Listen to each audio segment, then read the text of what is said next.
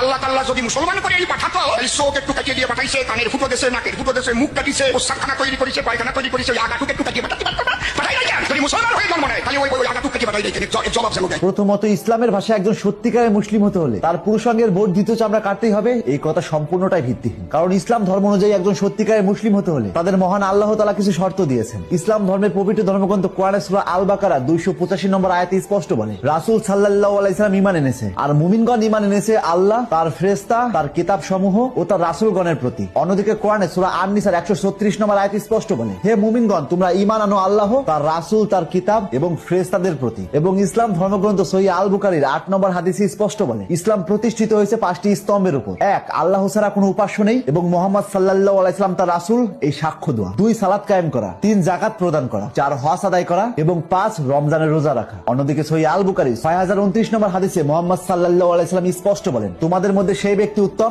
যার চরিত্র উত্তম। অর্থাৎ ইসলাম ধর্ম অনুযায়ী একজন সত্যিকারের মুসলিম হতে হলে ঈমান, 5টি স্তম্ভ, উত্তম চরিত্র, তাকওয়া ও নিয়ত, এই 5টি জিনিস মেনে চলতে হবে। কিন্তু কোথাও বলা হয়নি একজন সত্যিকারের মুসলিম হতে হলে তার পুরুষাঙ্গের বর্ধিত চামড়া কাটতে হবে। এবার আসি কেন মুসলিমেরা তাদের পুরুষাঙ্গের বর্ধিত চামড়া কাটেন। পুরুষাঙ্গের বর্ধিত চামড়া কাটাকে ইসলামের ভাষায় খাতনা বলে, আর এই খতনাকে আরবি ভাষায় বলা হয় খিতান, যার অর্থ পুরুষাঙ্গের বর্ধিত চামড়া কাটা। কোরআনে খাতনা করা বাধ্যতামূলক এমন কোথাও উল্লেখ নেই। তবে কোরআনে সূরা আন-নাহলের 123 নম্বর আয়াতে স্পষ্ট বলে, অতঃপর তোমার প্রতি ওহী করেছি যে তুমি একনিষ্ঠ ইব্রাহিমের মতাদর্শ অনুসরণ করো, আর সে তো মুশরিকদের দলভুক্ত ছিল না। ইসলাম ধর্মগ্রন্থ অনুযায়ী সর্বপ্রথম খাতনা করেন ইব্রাহিম আলাইহিস সালাম। তাই সহিহ আল বুখারী 3356 নম্বর হাদিস থেকে উল্লেখ পাওয়া যায়, আবু হুরায়রা রাদিয়াল্লাহু আনহু থেকে বর্ণিত, তিনি বলেন, রাসূল সাল্লাল্লাহু আলাইহি সাল্লাম বলেছেন, নবী ইব্রাহিম আলাইহিস সালাম সূত্রধারদের অস্ত্র দিয়ে নিজের খাতনা করেছিলেন যখন তার বয়স 80 বছর। অর্থাৎ মুসলিমেরা খাতনা করে এই কারণেই তারা নবী ইব্রাহিম আলাইহিস সালামের পথ অনুসরণ করে। অন্যদিকে সহিহ আল বুখারী 5891 নম্বর হাদিস অনুযায়ী মানুষের সহজাত প্রবৃত্তি 5টি। 1, খাতনা করা। 2, নাভির নিচে খুর ব্যবহার করা। 3, গোপ ছাঁটাই করা। 4, নখ কাটা। এবং 5, বগলের পশম উপড়ে ফেলা। ইসলাম ধর্মে খাতনা একটা ফিতরাত, অর্থাৎ প্রাকৃতিক ধর্মের অংশ হিসেবে ধরা হয়। আর এই ফিতরাত অনুযায়ী মানুষের কিছু কাজ নিজে করতে হয়, যেমন নখ কাটা, চুল কাটা, পরিষ্কার থাকা। আর পুরুষাঙ্গ পরিষ্কার রাখার জন্য খতনাও তার মধ্যে একটি।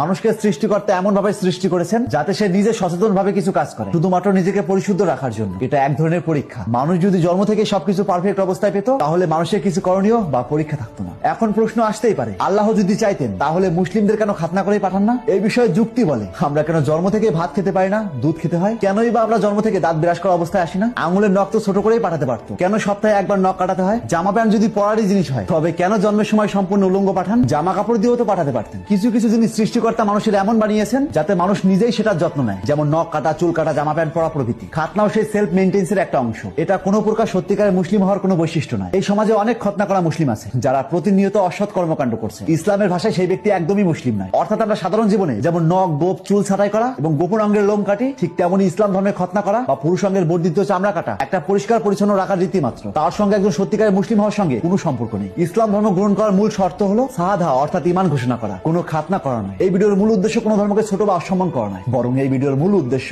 প্রত্যেকটা ধর্মের আলাদা আলাদা রুলস এবং রীতি থাকে। যেমন আমরা সনাতনীরা মূর্তি পূজা করি, অন্যদিকে ইসলাম ধর্মের মূর্তি পূজা করা হারাম। তাই বলে কোনো মুসলিম বলতে পারে না, হিন্দু তুমি মূর্তি পূজা করতে পারবে না, এটা বলার রাইটস তার নেই। ঠিক তেমনই খতনা করাও মুসলিমদের একটা রীতি। তাই বলে তাদের রীতিকে অসম্মান করা বা কটূক্তি করার রাইটস আমার নেই। মনে রাখবেন, আপনি যখন অন্য ধর্মকে গালি দিবেন বা কটূক্তি করবেন, তারাও আপনার ধর্মকে গালি দিতে বা কটূক্তি করতে দুবার ভাববে না। কারণ ইনডাইরেক্টলি তাদের ধর্মকে কটূক্তি করতে গিয়ে আপনি নিজের ধর্মটাকে গালি শোনাচ্ছেন। তাই প্রত্যেকটা ধর্মের মানুষের তার নিজস্ব ধর্ম পালন করার অধিকার আছে, কিন্তু বিপরীত ধর্মকে কটূক্তি করার কোনো অধিকার নেই। আর কোন ধর্ম সম্পর্কে আসল সত্য না জেনে সেই ধর্মকে কটূক্তি বা ব্যঙ্গ করা চরম অন্যায় এবং অধর্মের কাজ। তাই আজ থেকে চোখ খুলুন, এরকম ইন্টারেস্টিং ভিডিও প্রতিনিয়ত পাওয়ার জন্য তাপস এক্সপ্লোরার পেজটিতে ফলো দিয়ে রাখুন।